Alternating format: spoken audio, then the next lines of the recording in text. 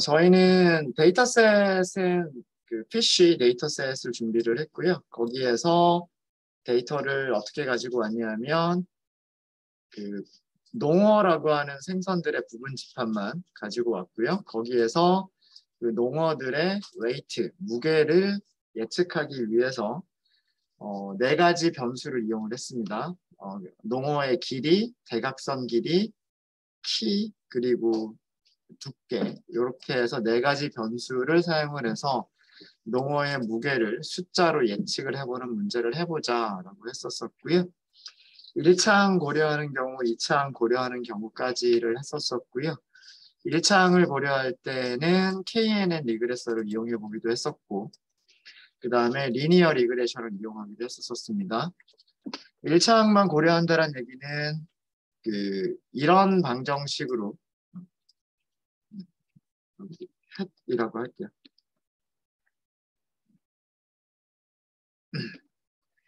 이런 선형 방정식을 만들어낼 수가 있는데, 이런 선형 방정식에서 만들어지는 예측값, 이 예측값과 실제값 사이의 오차들의 제곱의 평균이 최소가 되는 W0부터 W4까지를 구하는 게 리니어 리그레션의 목적이에요. 무슨 말인지 아시겠죠? 선형회귀의 목적은 이런 여러 가지 샘플들의 예측값들이 있을 겁니다. 여러 가지 샘플들의 예측값들이 있을 텐데 실제값이 있을 거고요. 이 공식에 의해서 계산된 예측값이 있을 거고요. 얘네들이 훈련세 샘플 개수만큼 나오겠죠. 그래서 이 오차들을 더해주는데요. 다 더해주는데 그냥 더해버리면 플러스 마이너스가 상쇄가 되니까 제곱해서 더하겠다는 얘기입니다. 제곱해서 더하고 그거를 전체 개수로 나눠주죠. 이 개념을 MSE라고 하는데 이 MSE가 최소가 될 수 있는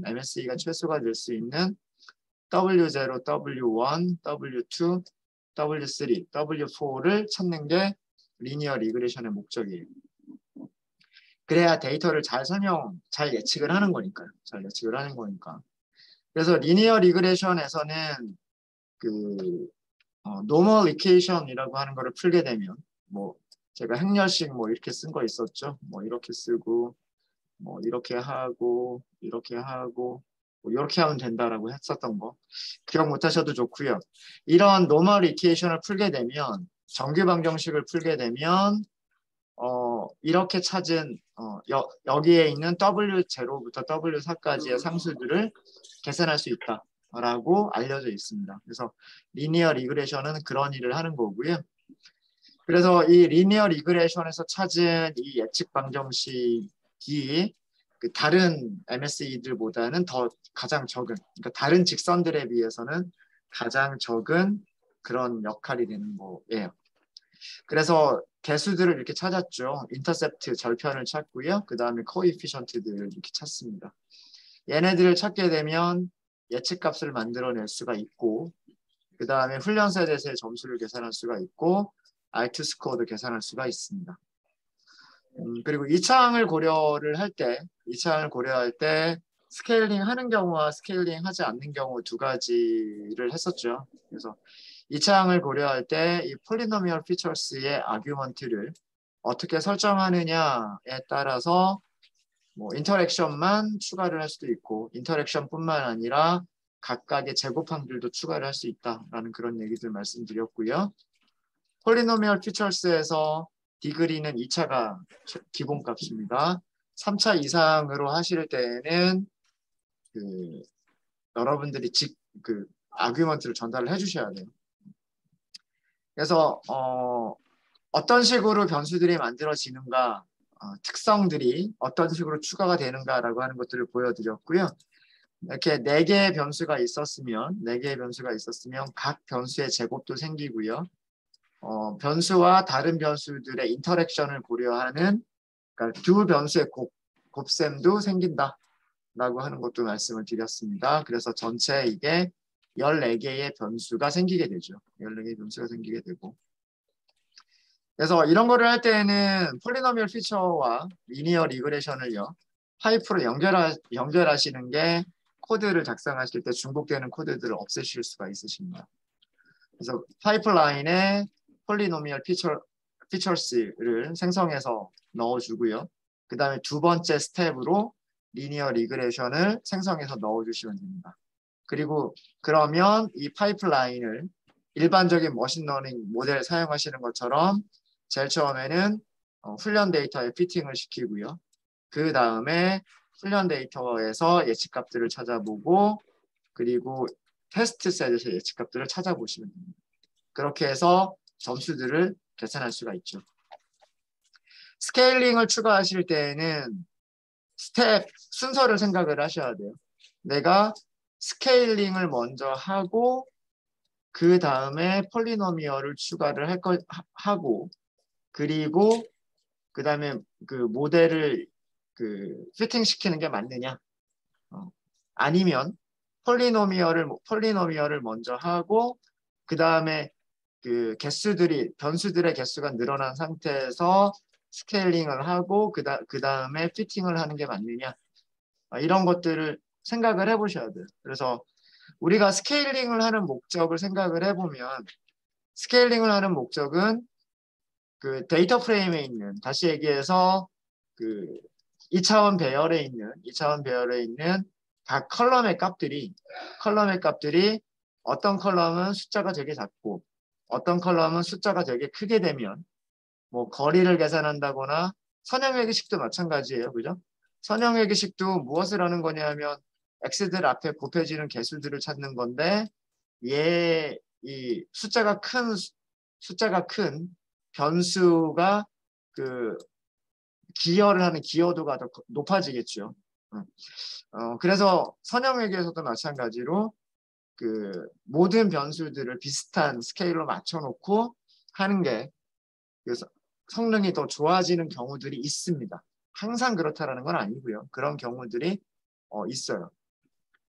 그렇게 생각을 해보면 우리는 일단 폴리노미얼 피처스를 이용을 해서 변수들을 제곱항들을 먼저 만든 다음에 제곱이나 뭐 3승이나 4승이나 이런 항들을 만든 다음에 그 다음에 그 각각의 컬럼들을 그 스탠다드 스케일러를 이용해서 비슷한 스케일로 숫자들을 바꿔주고 그 다음에 최종적인 결과로 그 선형 회귀를 하는 게 맞지 않겠나라는 그런 생각인 거죠. 그래서 파이프라인의 순서를 폴리노미얼 피처스, 스탠다드 스케일러, 리니어 리그레션 이런 순서로 해주시면 되는 겁니다. 그렇게 해서 모델을 만든 다음에 모델을 훈련을 시키고요.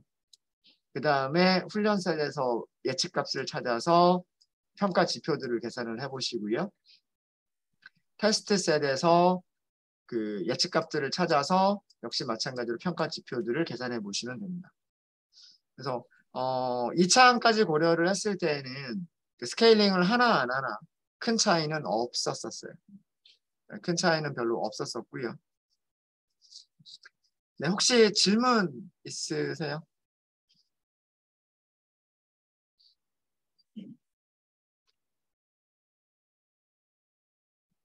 네, 질문 없으시면 요거 간단하게 해 보도록 할게요. 자, 여기서도 모델을 새로 만들도록 할게요. 모델을 만드시는데 파이프라인으로 만드시면 돼요. 파이프라인은 스텝을 지정해 주시면 됩니다. 스텝을 지정하실 때는 리스트에 그 들어가는 스텝들을 변환기와 예측기들을 순서대로 나열을 해주시면 돼요. 제일 처음에 폴리노미얼 피처스를 넣을 거고요. 그래서 폴리노미얼 피처스 생성해 주시면 되는데 디그리 2차가 기본값이죠. 5차라고 해주시면 돼요. 이걸 5라고 세팅을 해주시면 되는 거고요. 인터랙션들만 고려할 게 아니라 실제로 5차항들까지 다 고려를 할 거고요. 그리고 include bias는 false로 이것만 false로 이렇게 바꾸도록 하고요. 자, 그러면 굉장히 많은 변수들이 만들어졌을 겁니다. 새로운 다차항들이 만들어졌을 거고요. 그런 숫자들이 굉장히 큰 숫자, 작은 숫자들이 나오게 될 거예요. 그래서 이걸 스케일러를 통해서 스케일링을 해주시는 게 좋을 거고요. 그래서 스탠다드 스케일러를 이렇게 이용하시면 되고 두 번째 스텝으로 그 다음에 마지막 세 번째 스텝으로 리그레서를 만들어 주시면 되는데 우리는 리니어 리그레션을 일단 사용하시면 될 것 같습니다. 이런 식으로 모델을 만드시면 되고요. 그 다음에는 여기까지가 모델 생성이었고 그 다음에 모델을 훈련시키면 되겠죠. 모델을 훈련셋에 훈련을 시키면 됩니다. X, train, Y, train 이렇게 하시면 됩니다. 네, 이게 모델 훈련이에요. 이렇게 모델 훈련이 끝나고 나면 저 모델에서 폴리라고 찾아보면은요. 폴리라고 찾아보면 우리가 무엇을 알 수 있냐면 get feature names out이라고 하는 걸 찾아볼 수가 있어요. 자, 이렇게나 많은 변수들이 생겨나는 거예요. 이렇게나 많은 변수들이. 원래 가지고 있었던 거는 4개를 가지고 있었죠. 이렇게 4개를 가지고 있었고요.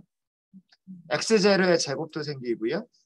자, 그 이 창이 어디까지냐면 이 창이 아마도 여기까지인 것 같아요. 다른 색깔로 표시를 해보도록 할게요. 여기서 여기 이거 전부 다 2창이고요. 그 다음에 여기도 2창인 것 같아요. 그 다음부터는 3창인 것 같아요. X0의 3차가 나오죠. X0의 3차, X0의 제곱 곱하기 X1.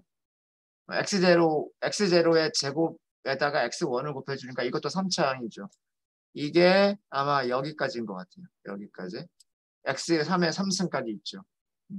여기가 전부 다 3차항. 그 다음에 4차항이 나오는 거예요. 그 다음은 여기가 4차항이 이렇게 쭉 나오고 있죠. 이게 뭐 대충 보니까 여기 정도까지인 것 같아요. 여기 정도까지. X3승에 4승까지 나오는. 그래서 뭐 이런 식으로 변수들이 엄청나게 많은 변수들이 나오게 되는 겁니다. 그러면 피팅할 때 개수들도 엄청나게 많은 개수들이 많은 거죠. 다 여기에 곱해지는 개수도 있는 거고 여기에 곱해지는 개수도 있는 거고 제일 마지막에 X3승에 5승에도 곱해지는 개수가 있는 거죠. 네. 그래서 굉장히 많은 개수들을 찾아내게 되고요.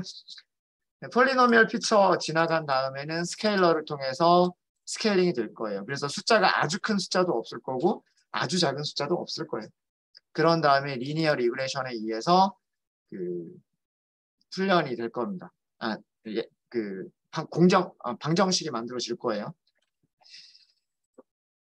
자, 그러면 그 예측값, 훈련셋의 예측값을 찾아보시면은요. 훈련셋의 예측값은 그 모델에서 그것까지 해볼까요? 모델에서 리그레서. 제가 이름을 리그레서라고 했죠. 파이프라인을 만드실 때 리그레서라고 했단 말이에요. 리그레서. 그죠? 그래서 이 리그레서의 코이피션트들을 출력을 해보시면 이렇게나 많은 값들이 있죠. 그렇죠? 얘네들이 다 의미하는 게 뭐냐면 첫 번째 숫자는 이 첫 번째 변수에 곱해지는 값을 의미를 하는 거고요. 그 다음에 여기 있는 이 마지막 숫자는 여기 있는 마지막 값에 그 곱해지는 숫자를 의미하게 됩니다. 그래서 뭐 그 개수만큼 폴리노미얼 피처스에 의해서 그 늘어난 그 변수 개수를 만큼 저렇게 개수들을 찾은 거고요. 이제 예측을 해보시면 모델.predict를 하시면 돼요. 여기에는 훈련셋만 주시면 되죠. 이게 훈련셋 예측값. 훈련셋 예측값이 계산이 되면 그다음 바로 train MSE. 훈련셋의 MSE는 바로 계산을 할 수가 있죠. mean squared error를 이용해서 바로 계산할 수가 있어요. y train이 실제 값이고요. 그 다음에 train predict가 예측값이에요. 그 다음에 훈련셋에서 결정계수는 R2 스코어를 이용하시면 돼요. 아규먼트 전달하는 방식은 똑같죠.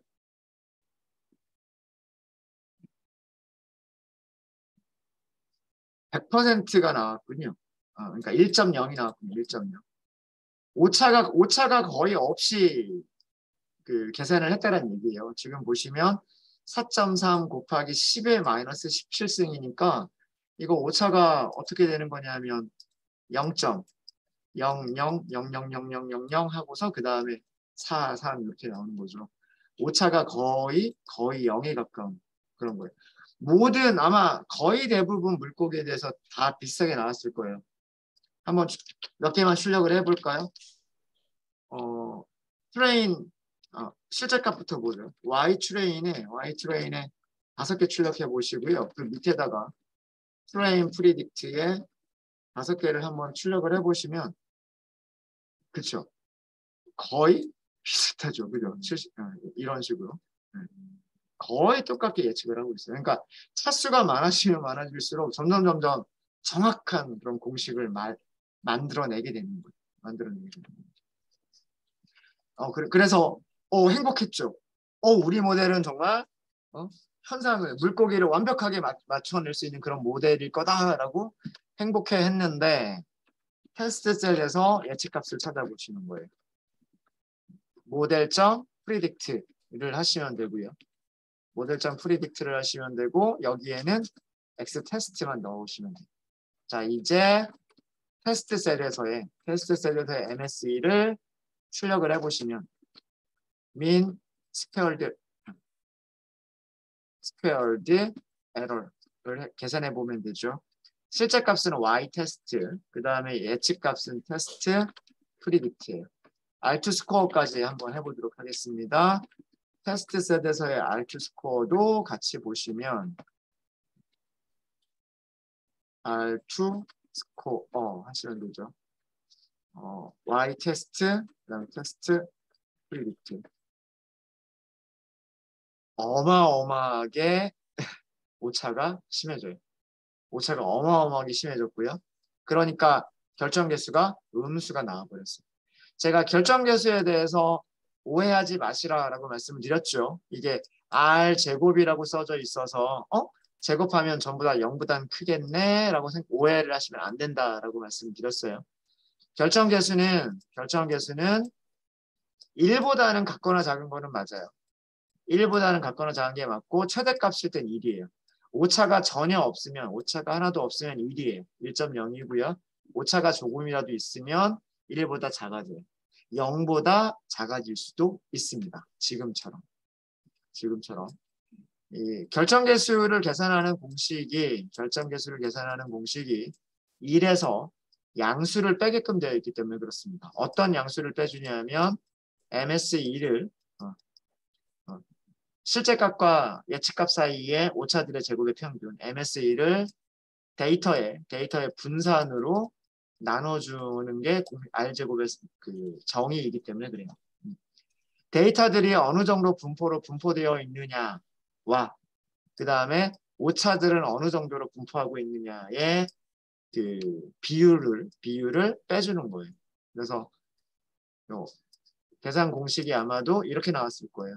여기는 실제값에서 그 다음에 평균값을 뺀 것들의 제곱을 다 더한 거고요.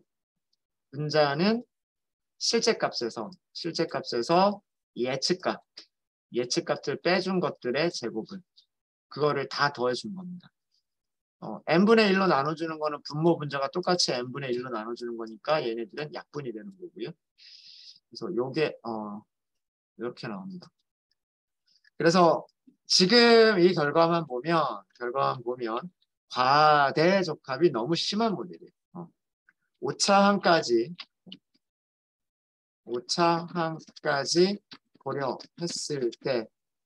고려했을 때 선형 회귀 모델은 과대적합이 너무 심한 모델이에요. 이 얘기는 다시 하면 무슨 뜻이 되냐면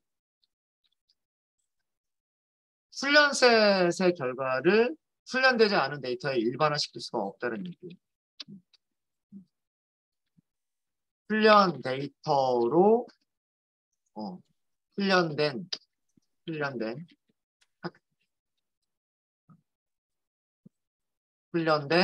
모델이 훈련되지 않은 데이터로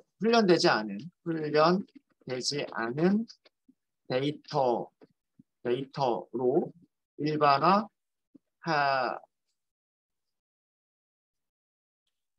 아, 이렇게 할게요. 너무 구구절절히 쓰는 것 같고요. 일반화 성능이 떨어진다. 일반화 성능이 안 좋다라고 얘기를 합니다. 일반화라고 하는 거는 어떤 의미냐면 우리가 우리 알고 있는 내용이 모르는 데이터에 대해서도 제대로 적용이 되느냐. 그게 일반화예요. 일반화. 어떤 일반적이다의 반대말이 뭐냐면 특수하다라는 얘기잖아요. 네. 우리 모델은 정말 특수한 모델이에요. 우리가 가지고 있는 데이터만 잘 설명하는 그런 특수한 모델이고, 우리가 모르는 데이터에 대해서는 이렇게 제너럴라이즈를 시킬 수가 없는 그런 모델이다라는 그런 얘기입니다. 이렇게 나오는 이유는 어제 아마 이런 어딘가에서 그래프를 그렸던 게 있는데요. 이 창을 포함하는 선형외기에서 그 선형외기 곡선을 그렸던 게 있었을 거예요. 이거는 어제 그 5번 파일에 있는 그런 내용인데 1차식은 1차식은 어떻게 만들어졌었냐 하면 아마도 이렇게 대략적으로 아마 이런 정도로 만들어졌던 걸로 제가 기억을 하고요. 그렇죠? 그래서 이거보다는 조금 낮게 만들어졌었나? 이쪽을 좀 더 잘 설명할 수 있도록. 네. 대략 이런 정도로 만들어지지 않았었나라는 그런 생각이 있어요. 네. 그래서 1차 함수에서는 뭐 이런 쪽에서 약간 오차들이 이런 쪽에서 발생을 했었죠. 이런 쪽에서 발생을 했었고. 근데 2차 함수를 이렇게 지금처럼 2차 함수를 만들게 되니까 대다수의 점들이 이렇게 그 곡선 근처에 몰려 있단 말이에요. 곡선 근처에 몰려 있고 오차가 큰 점들은 몇 개 되지 않습니다. 그죠?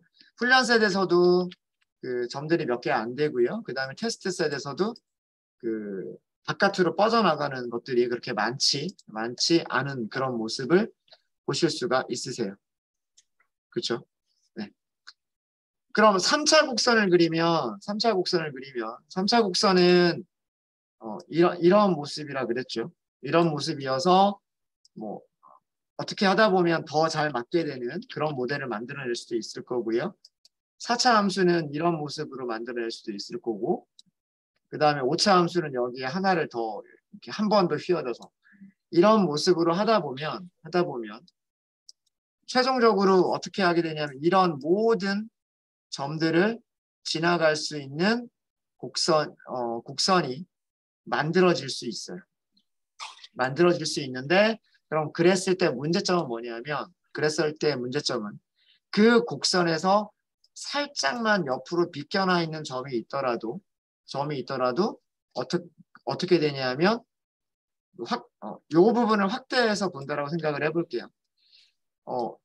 이렇게 많이 휘어지는 그런 곡선이 있다라고 한다면 훈련셋은 바로 여기에 있는데 테스트 셋이 여기서 살짝만 옆으로 떨어져 있는 녀석이 있었다라고 한다면 얘는 얘의 예측값은 어디가 되는 거냐면 얘가 곡선과 만나는 점이 예측값이 돼버린단 말이에요.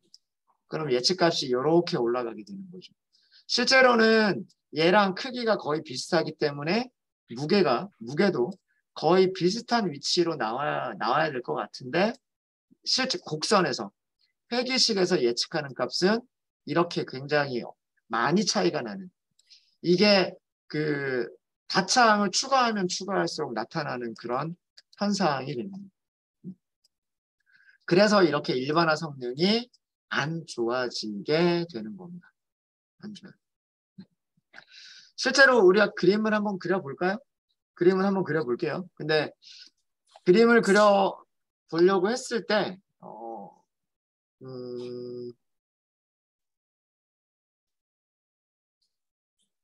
우리가 2차원밖에는 그릴 수가 없잖아요. 그죠? 그래프를 그리려고 하면 뭐 3차원으로 그리기도 좀 힘들고 2차원으로만 그려야 되는데 그러면 X축, Y축밖에 없단 말이에요. Y축은 당연히 물고기 무게로 그려야 될 거고 물고기 무게로 그려야 될 거고요. 그래서 이 과대적합이 심해진다라고 하는 걸 우리가 시각적으로 파악해 보기 위해서는 일단은 변수는 하나만 써가지고요. 그 하나만 써서 1차, 2차, 5차, 100차까지 한번 해볼까요? 뭐 그런 식으로. 여기를 랭스를 사용을 하겠습니다. 여기를 랭스를 사용을 하고요. 랭스를 사용하고 Y축을 웨이트를 사용을 해서 과대적합이 나타나는 그런 모습을 보여드리도록 할게요.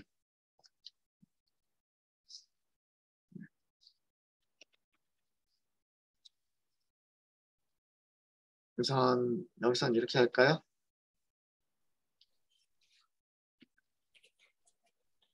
규제가 없는 선형외기라고 하도록 하겠습니다. 규제가 없는 선형외기 과대적합. 과대적합이 어떻게 나타나는지를 보여드리겠다라고 하는 겁니다. 자, 그런데 우리가 이걸 하기 위해서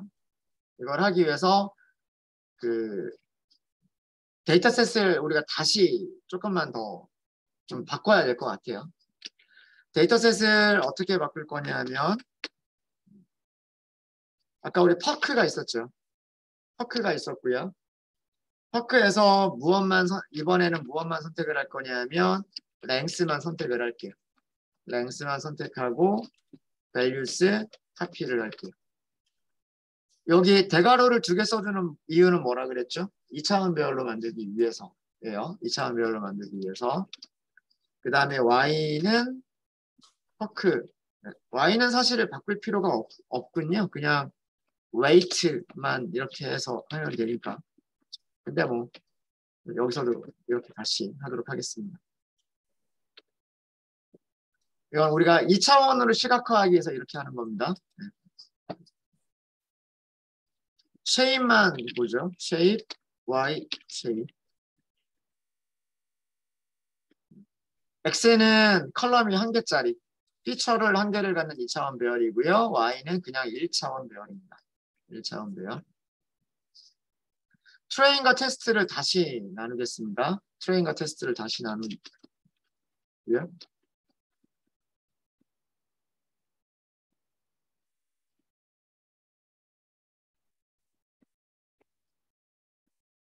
x하고 y 이용하시면 되고요. 테스트 사이즈는 0.25로 하도록 하겠습니다. 그리고 랜덤 스테이트도 줄게요. 랜덤 스테이트를 42로 하도록 하겠습니다. 자, 이렇게 하면 트레인 테스트가 이제 나눠졌고요. 자, 우리가 할 거는 뭐냐면 우리가 할 거는 이런 거를 할 거예요. 똑같은 작업을 3번을 반복을 할 건데 어떻게 할 거냐면 첫 번째는 폴리노미얼 피처가 디그리가 1인 경우에 스케일링하고 리니어 리그레션 만들어서 예측해 보는 거예요. 예측값 만들어 보는 거고요. 그 예측값을 만들게 되면 우리가 그 그래프를 그려볼 수가 있어요.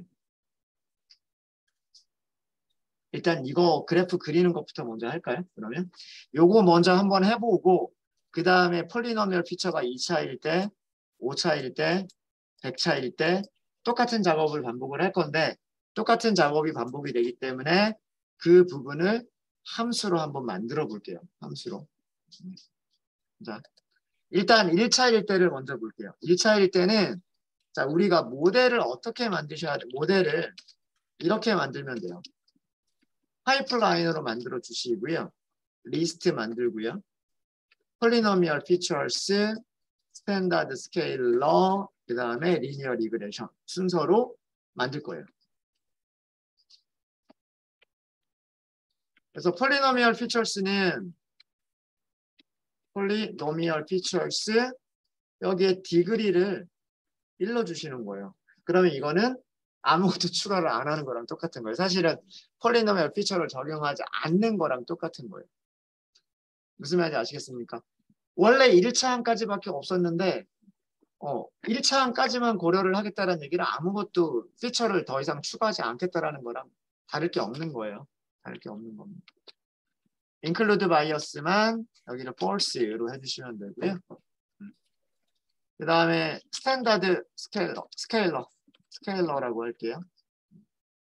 스탠다드 스케일러 적용을 할 거고요. 그 다음에 마지막으로 리그레서를 리니어 리그레션 이렇게 해주시면 됩니다.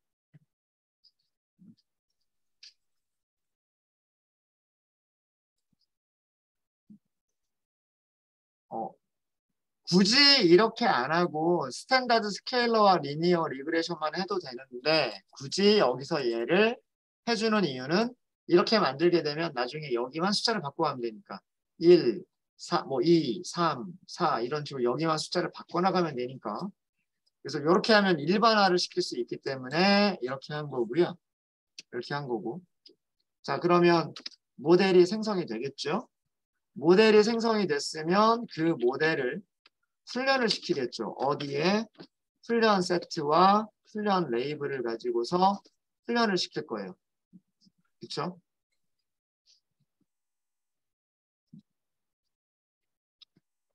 자, 이게 모델을 생성을 한 거고요.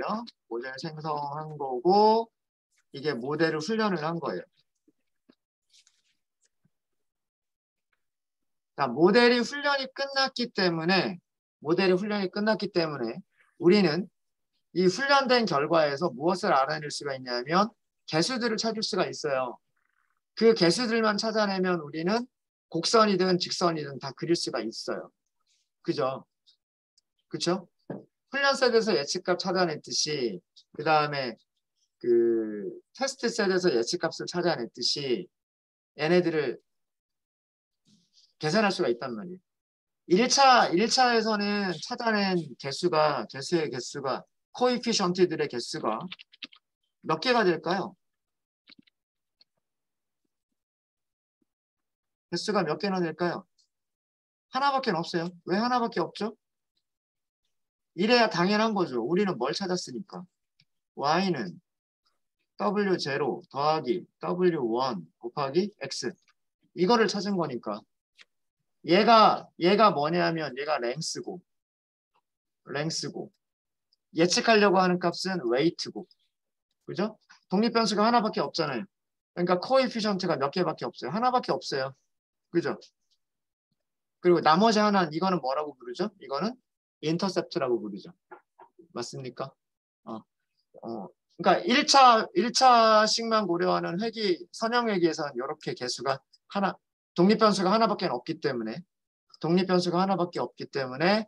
코에피션트도 하나만 나와야 되는 게 정상이란 말이에요. 자, 이렇게 해서 모델을 만들었죠. 모델을 훈련을 시켰죠. 이제 우리는 어떤 그래프를 그릴 거냐면 자, 그래프 그리는 거 잘 보세요. 어떤 그래프를 그릴 거냐면 우선 훈련 세트와 테스트 셋을 먼저 좀 그려볼게요. 스캐터 플러스로 그려볼게요. 스캐터 플러스로. 훈련 셋은 X 트레인이 가지고 있고 Y는 Y 트레인이고요. 이렇게 그리시면 되는 거고. 그렇죠? 네. 알파 값을 줄게요. 알파를 여기에다가 0.5 정도로 주고요. 0.5 정도로 주고 레이블 줄까요? 레이블을 훈련 셋 이렇게 주도록 하겠습니다. 자, 일단 얘만 먼저 show 해서 얘만 먼저 보죠. 농어들 중에서 아까 75%의 훈련 셋, 그러니까 이게 40 몇 마리였었죠. 걔네들이 점이 찍힌 거예요. 그죠? 얘네들이 점이 찍힌 거고 자, 얘가 훈련 셋을 시각화한 거예요.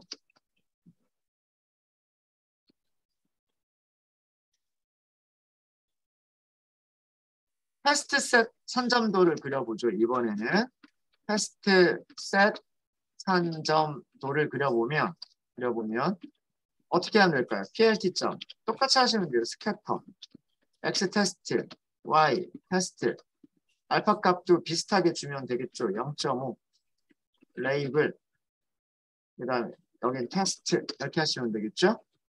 네. 훈련셋과 테스트셋이 어떻게 섞여 있는지를 보고 계세요. 자, 이제 여기다가 무엇을 하겠다? 여기다가 선형, 회귀, 곡선이라고 할게요. 선형, 회귀, 곡선을 시각화할게요. 직선이라고 안 하고 곡선이라고 한 이유는 뭐냐면 1차식일 때만 직선으로 나올 거고 2차식은 이렇게 나올 거고 3차식은 이렇게 나올 거고 4차식은 이렇게 나올 거고 그래서 선형회귀 곡선이라고 한 겁니다. 이거 어떻게 그리면 될까요?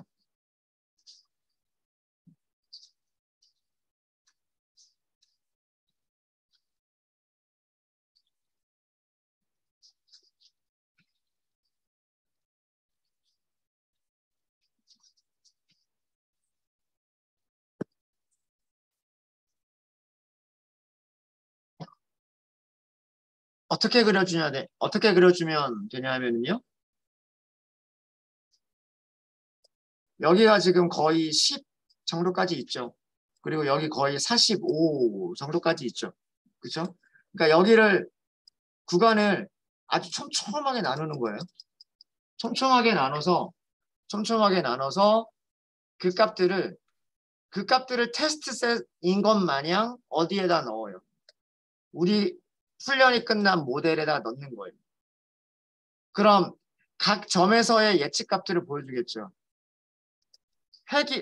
이런 직선이 나왔다라고 하는 거는 뭐냐면 이 직선을 어떻게 우리가 그리는 거예요. 이 직선을 어떻게 그릴 수 있었을까요? x가 10일 때 y가 얼마냐를 찾아서 거기다 점을 찍어주면 되고 x가 15일 때 y가 얼마냐를 찾아서 점을 찍어주면 되고 그거 두 개를 연결해주면 직선이 되잖아요. 그 다음에 x가 20일 때 예측값이 얼마냐 해서 그려주면 이게 직선이 되는 거잖아요. 이런 식으로 해서 각 점의 x의 위치가 그러니까 랭스가 얼마일 때 y가 얼마가 되는지를 계산해서 그 점들을 찍어주면 이 직선이 나올 거란 말이에요. 무슨 얘기인지 이해되세요? 그래서 저는 여기에서 그 곡선을 어떻게 해볼 거냐면 변수를 x values 이렇게 할게요. x values. 자, 얘를 어떻게 만들 거냐면 numpy.a range로 만들 거예요. numpy.a range로 만들 건데 지금 한 10부터 해볼게요. 10부터 45까지 0점 가능하면 촘촘할수록 더 좋을 거예요. 그죠?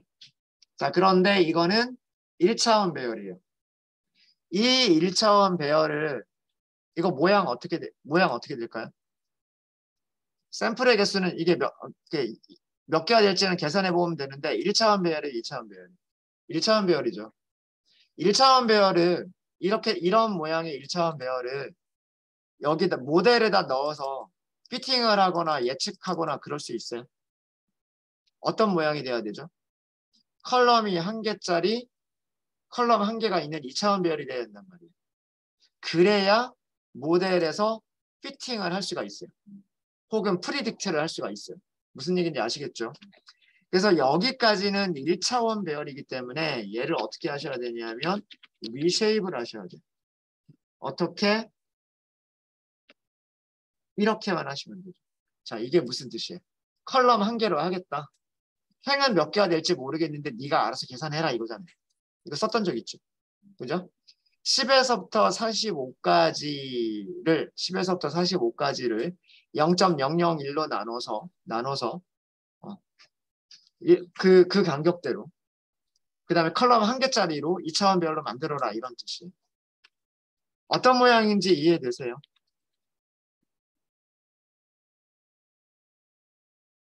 다출력하면 너무 많고요. 다출력하면 너무 많고 5개만 출력을 해볼게요. 프린트.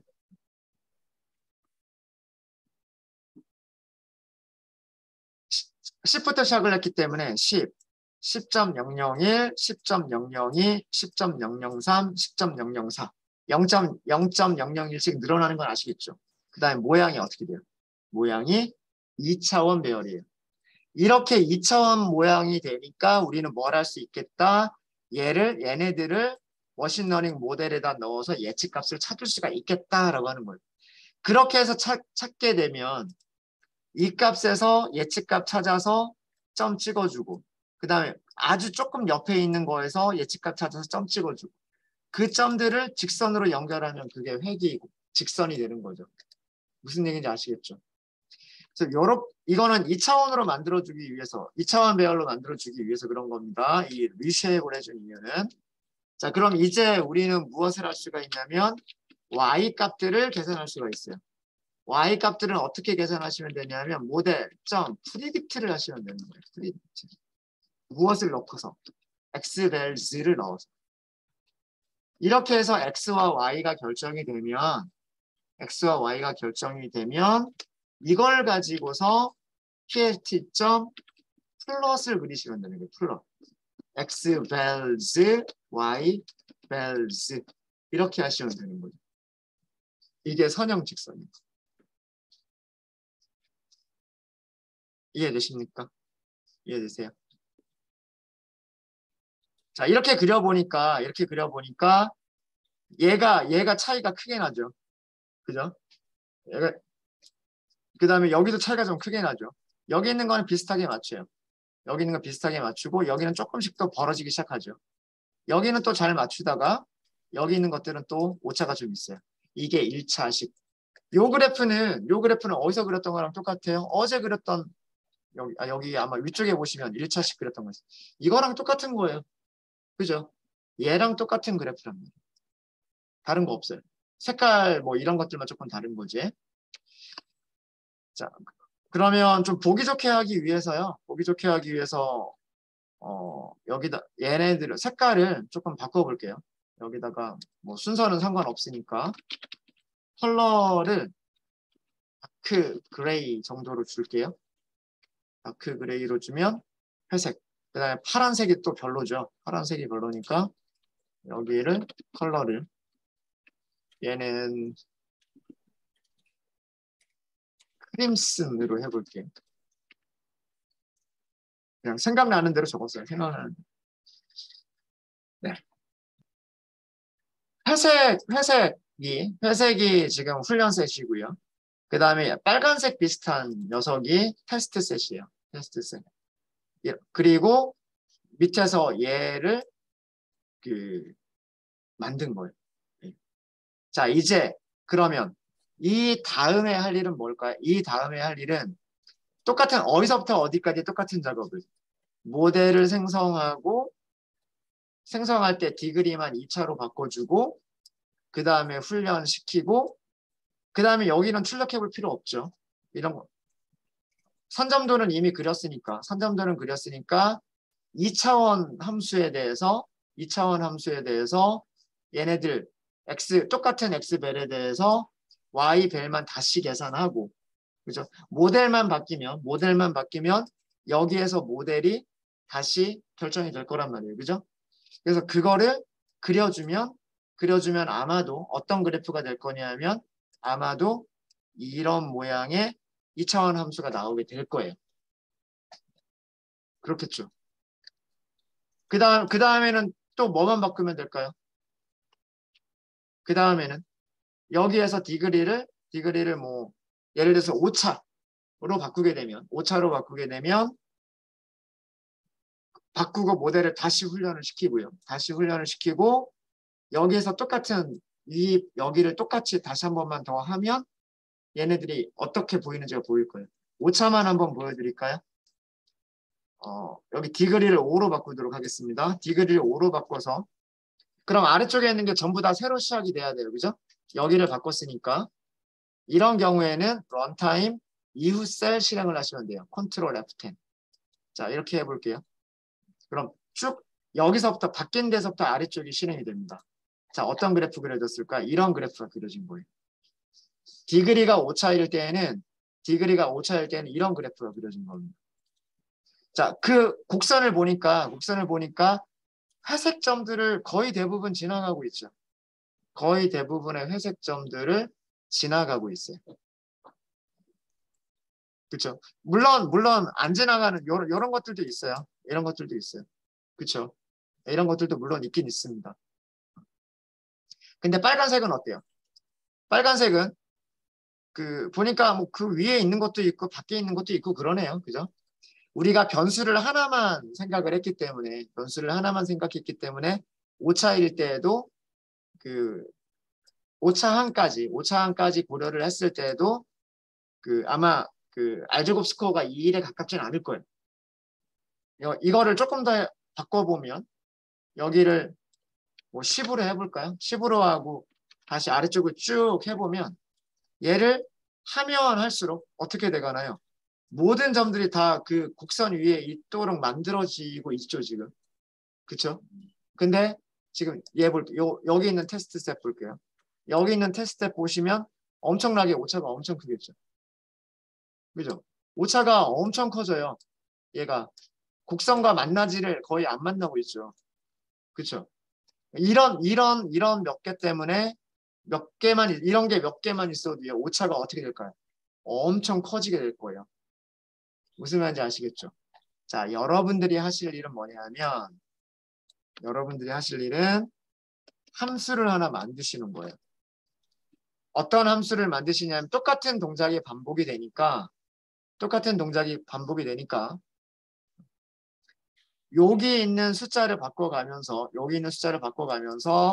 파이프라인 만들고 모델을 훈련시켰으면 그 곡선을 그려주고 그래서 곡선을 그릴 때 여기에 한꺼번에 다 표시가 돼야 돼요. 1차 직선과 2차 곡선과 3차 곡선과 4차 곡선과 이런 것들이 같이 표현이 될 수 있도록. 그러니까 요 부분을 반복문이 되면 돼요. 무슨 말인지 아시겠습니까? 네. 여기까지는 한 번만 그리시면 되는 거고 어디가 반복문이 되는 거냐면 모델을 새로 생성하고 모델을 새로 피팅하고 그 다음에 그래프를 그리기 위한 점들을 찾고 이거를 반복하시는 거예요. 이거를 반복하시는데 숫자는 어떻게 해볼까요? 숫자는 1, 2, 5, 100차로 할게요. 디그리를요. 1, 2, 5 그리고 100차 이렇게 한번 해볼게요. 그렇게 해서 그래프를 한번 그려보도록 하십시오.